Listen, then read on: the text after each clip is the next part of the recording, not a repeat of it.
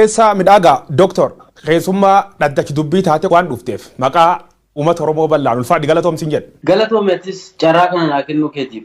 Ayyee gaafum jalqabaatiin itti keeyyanna bar 2018 deebina garee tokkoon deessitan tiim lammaan dur tiim lammaan wal qabatti ATM addisuu taayee milkeessa. ATM dura wanna ka'uu qabu baay'ee jira. Gaafii uummata Oromoo deebisuuf jecha Opiidoo durs xireeffataa jibbaa turretti seennee jijjiiruudhaaf galle gaafa kaan dubbiin gara jallataa gaafa deemu karaarra nus jallataa deemnee maqaan kun abbaa ta'e nuu kenne an abbaa nuu kenne beeku garuu maqaan kun ATM kun yeroo tokko na kofalsiisaa ture.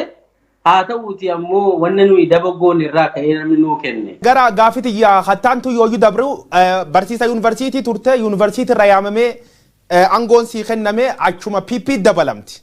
Yaamicha akkamitti sii godhe gabaabsi nutti ibsi. Akkamitti gara PP seenuu dandeetti? Garee muraasa taanee gaafa Lammaa Magarsaan dura taa'aa Opiidoo ta'u wanni isaanirraa mul'atu wanna gaarii waan ta'eef meejara kanatti signee haa gargaarru keessatti jijjiirama fiduu dandeenya yoo ta'e haa seennu Opiidoo jibbinu kana keessa haa seennu innee mari'annee garsan deemnee utuma ala teenyeetu deeggarru guyyaa tokko obbo Lammaan nu yaamee dhaaba seenaa keessatti nu gargaara wanni Opiidoo kun hin beekamu gaafa kaannullee nama 2-3 irra jirru kana fixee TPLFin yoo nama qaama duriitti deebise Opiidoon kun faanuma deema waan ta'eef humni haaraa seenaa nuun jedhee affeerraa nuu godhee akkasiin seenne gaafa seennu gaafii Oromoo koosii Oromoo dantaa dhimma Oromoo qabannee seenne malee aangoo fi barcuma faayidaa barbaacha hin seenne so kan itti seenneef gaafii dugda irra nuuf jira gaafii Oromoo qabannee instituushinii sana fayyadamnee erga isaan TPLF walloluudhaaf fedha qabaatanii gaafii Oromoo deebisuu danda'u inneetu amannee gara sanatti seennee jechuudha. So paartichi akkaatuma sanaan haaromsa gadi fagoo jedhee itti seenee haaromsa jechuun gaafii Oromoo deebisuuf waadaa galuu jechuudha. Riifoormii jedhamee kan itti seename riifoormii guddichi tokko gaafii uummataa deebisuudhumadha riifoormiin. Hiikoo biraa aangoo maal jechuu miti gaafii jajjabaa Oromoon kaasaa ture saboonni kaanillee kaasaa turan fakkeenyaaf gaafii Finfinnee daangaa ishii afaan Oromoo afaan hojii federaalaa gochuu sirna dimokiraasii dhugaa fiduu mirga dhala namaa biyya san keessatti akka bineensaatti ta'aa ture san fooyyessuu ceesisuu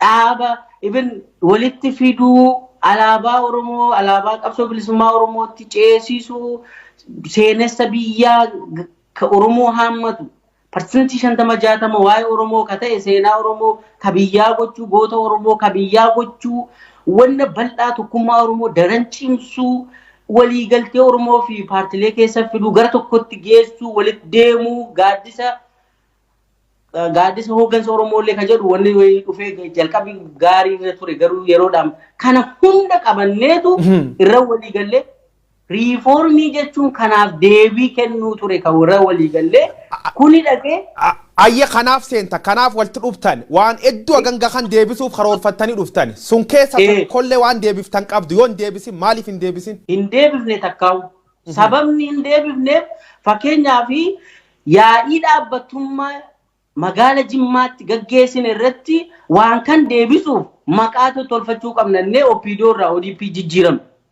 Gaafa jijjiiramnu uummanni nu deeggaree waan kana hunda isinii sirreessina ka miidhamellee ka qabsoo keessa miidhamellee ka rasaasni dhagna keessa jiru ka harkichi ta'e ijji jaame warri faca'e hunda akkana jira jarallee haala ni deebisnee dhaabna jennee waan kanarra Jimma waliigallee dhufnee gaafa dalagaa seennu waggaa takkatuun ta'iin ajandaan bira dhufe wanni waadaan kun hundi haa gatamuu ajandaan biraa duqqifama ajandaa ida'amuu fi ajandaa paartii waliin makuu waliin baqsuu jedhamutu out of the blue bakka ta'ee kan hin beekne kan quba hin qabne wanni kun dhufee jechuudha.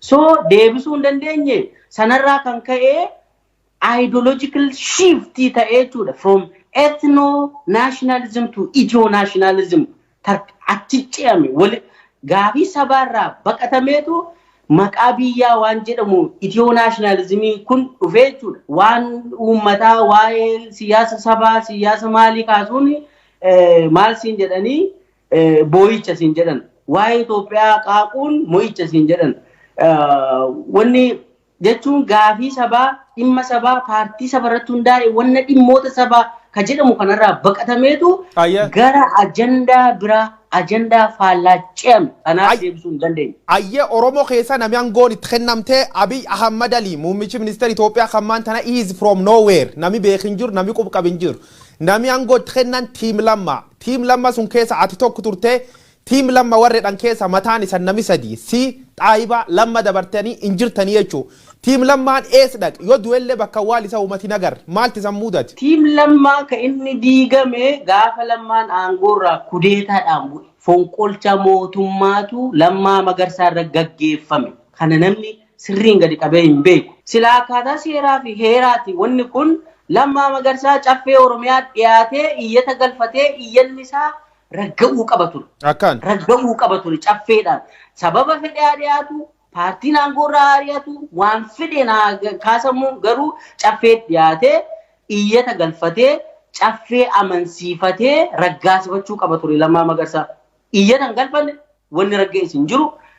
Lammaan utuun beekiin ganama isaa paarlamaa waamameetu caffeerraa aangoo utuu waan raggaasifatiin ministeera abbaa ta'e waan ta'ee dhageenya reediyoodhaan. Eenyu nama ajaji kan dabarse ajaji kun eenyirra darbe directly kuudeetaa deemsifameet fonqolchi mootummaa ka Lammaa Magarsaa irra godhe eenyu. Fonqolchi ka inni godhame koreen giddu galeessaa hin beeku waan kana. Diteelii isaa koree hojii hojjechuun beekuu danda'a. Dhugaa rabbiin siin jedha. Nama hedduu gaafadhe gaafsan galgal. Wanni ta'aa jiru eenyu maatu ta'aa jira. Nu irratti mari'achuu qabna. Lammaa yoo rakkina qabaate gamaggamnee buusuu qabna akka koree giddu galeessaatti jennee nama hedduu gaafadhe namni sii deebisu hin jiru. So egaa waan ta'e keessa isaa hin beeku at least procedurally Lammaan caffee iyyata galfatee iyyanni isaa approved ta'uu qaba ture tu aangoorraan ka'in. Sanallee gaafadhee ani bar koree giddu galeessaarra guyyaa biraa gaafa wal geenyu muummicha ministeeraa Dr. Abiy Ahmadiin gaafadhe wanni kun heera naannoo cabe adeemsi maaliif adeemsi heeraa maaf cabe jedhee gaafannaan waa hunda baruu fi hiyyaalina deebinaan jedhu naa deebisan muummichi ministeeraa. Taatishi Lammaa Magarsaa fonqolchatti irra deem isan garee isa cufayyuu achi taansanii san rukutu jalqaban Lammaa waan irdhaqqab nami adara uumatitti kennate ka uumati nu ceesis jedheen qabsoo uummata Oromoo bakka darbatee ufillee darbatamee callisa afaan qabate taa'e man dubbatina ma uummatatti nimina waan isan godhan. VOA irra taaseera gaafii uummataatu nurra jira ani ammarraa kaasee dafee tuunaan galiini kootiin jijjiirradhu kootii uummata Oromoon uffadhee jira ammatti kootii kana ofirraa baasee kootii Itoophiyummaan uffadhu jedhee viidiyoo VOA irra haaseera. Haa ta'uutii egaa itti aansee maaltu ta'uu qabaa waan jiru saffisaan wanni baay'een deemee ni mari'anna ni furraa ODP'n hin diigamu ni mari'anna akkaataatti pilaatfoormiin dhimma Oromoo irratti mari'annu ni jiraata. Maal waan jedhuun utuma wanni kun deemuu dubbiin garan taane deemee jechuudha. Ayyam wagga lamaafiyyuu deemuu jirra naannoo lammaanuu eegan gorra guffameef wagga tokkoof wacaalee jira isaniin cufti eegii piippi keessa dhiibamtanii baatanii turtanii jirtan. Ab Lammaa Magarsaa namoota hedduun man keessatti hidhame turee jedha namooti kan keeganatti dhumne namoota hedduun lubbuun hin jiru jedha Lammaan qub wal qabdu yaadii samaan qabsoo uummata Oromoo labbuusa akkanumaan dhokachuu moo gad ba'ee uummata Oromoo waan hin qaba. Manuma taa'aa ture. Yeroo quban qaba natti himee ture mana sosocho'iin akka jedhameen wanni baay'een ta'e amma biyya keessa waan jiru natti hin fakkaatu. Ayye kaan ammoo siif Lammaa Magarsaa ilaachise gizee hedduu wanni kaasan Lammaa Magarsaa gamma iskoort goomma godhatee itti fayyadamaa biyyi yoo ammaan achi cabee Lammaa qabatee fuuldur qaqqabe nu sobaa jedhan Lammaan dhugumaan dhaab kan keessa ari ammoo diraamaa fi boroduuf keeyyatan. Doktar diraamaa jira. No. Lammaa baay'ee akka diina tokkoffaatti dha kan. Baay'ee amma eeggadda kana eegdonni Lammaa hidhamaniiru galaanitti sassaabamanii hidhamaniiru. Sababa callisaniituma. Anyways maal siin jechuu fi Lammaa akka diinaatti ilaalu yoo nurratti ka'e nu burkuteessadhanii eegaa turani lammaanii jechuun baay'ee sodaatu waan ta'eef jechuudha. Wanni isaan